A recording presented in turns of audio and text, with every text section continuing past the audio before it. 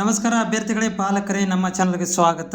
ಕೆಇ ವತಿಯಿಂದ ಯಾರ ಅಭ್ಯರ್ಥಿಗಳು EMRS ವಸತಿ ಶಾಲೆಗಳಲ್ಲಿ ಬಯಸಿ ನೀವು ಈಗಾಗಲೇ ಮೊದಲನೇ ಸುತ್ತಿನಲ್ಲಿ ವೇಟ್ ಮುಗಿಸಿದ್ದೀರಿ. ಆದರೆ ಸೀಟ್ ಸಿಗದೇ ಇರುವಂಥ ಅಭ್ಯರ್ಥಿಗಳಿಗೆ ಎರಡನೇ ಸುತ್ತಿನ ಪಟ್ಟಿ ಸಲುವಾಗಿ ಕಾಯ್ತಾ ಇರುವಂಥ ಅಭ್ಯರ್ಥಿಗಳಿಗೆ ಈ ಕೆಇದವರು ಗುಡ್ ನ್ಯೂಸನ್ನು ಕೊಟ್ಟಿದ್ದಾರೆ. ಜಸ್ಟ್ ಇವಾಗ ಇಲ್ಲಿ ನೋಡ್ತಾ ಇದ್ದೀರಿ, 2026-27ನೇ ಸಾಲಿನ EMRS ಹಂಚಿಕೆ ಪಟ್ಟಿ ಸುತ್ತು ಎರಡನೇ ಸುತ್ತಿನ ಸೀಟ್ ಹಂಚಿಕೆ ಪಟ್ಟಿಯನ್ನು ಬಿಡುಗಡೆ ಮಾಡಿರುವಂಥದ್ದು. ಇದನ್ನು ನೀವು ಆಫಿಷಿಯಲಿ ಇದು ಡಿಕ್ಲರೇಷನ್ ಮಾಡಿದರೆ ನೋಡ್ತಾ ಇದ್ದೀನಿ. ನಾನು ನಿಮಗೆ ಡೈರೆಕ್ಟಾಗಿ ತೋರಿಸ್ತಾ ಇದ್ದೀನಿ.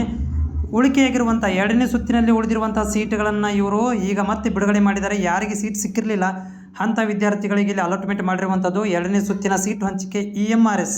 ಸೊ EMRS ವಿದ್ಯಾರ್ಥಿಗಳಿಗೆ ಮಾತ್ರ ಇದು ಈ ಒಂದು ಪ್ರಕ್ರಿಯೆಯನ್ನು ಬಿಟ್ಟಿದ್ದಾರೆ.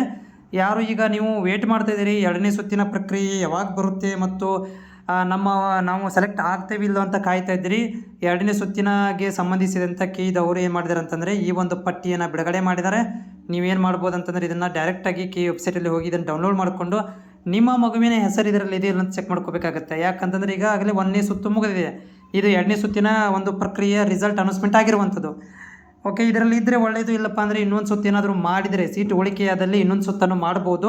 ಇಲ್ಲ ಅಂತಂದರೆ ಆಫ್ಲೈನ್ ಮುಖಾಂತರ ಆಯಾ ಕಾಲೇಜುಗಳಿಗೆ ಅಲ್ಲಿ ಹೋಗಿ ಡೈರೆಕ್ಟ್ ಅಡ್ಮಿಷನ್ ಮಾಡ್ಕೊಳ್ಳುವಂಥ ಪ್ರಕ್ರಿಯೆಯನ್ನು ಕೂಡ ಮಾಡ್ಬೋದು ಮುಂದಿನ ದಿನಗಳಲ್ಲಿ. ಬಟ್ ಅದು ಕಾದು ನೋಡಬೇಕಾಗತ್ತೆ. ಅದೇ ರೀತಿಯಾಗಿ ಇಲ್ಲಿ ಏನಂತಂದರೆ ಈಗ ಎರಡನೇ ಸುತ್ತಿನ ಪಟ್ಟಿಯನ್ನು ಬಿಡುಗಡೆ ಮಾಡಿದ್ದಾರೆ. ಯಾವೆಲ್ಲ ವಿದ್ಯಾರ್ಥಿಗಳು ಈಗ ಸೀಟ್ ಸಿಕ್ಕಿರಲಿಲ್ಲ, ಎರಡನೇ ಸುತ್ತಿ ಸಲ ಕಾಯ್ತಾ ಇದ್ದೀರಿ, ಅವರುಗಳು ಈಗ ಇದನ್ನು ನೀವು ಹೋಗಿ ಆಫಿಷಿಯಲ್ ವೆಬ್ಸೈಟಲ್ಲಿ ಹೋಗಿ ನೋಡ್ಕೊಳ್ಬೋದಾಗಿದೆ.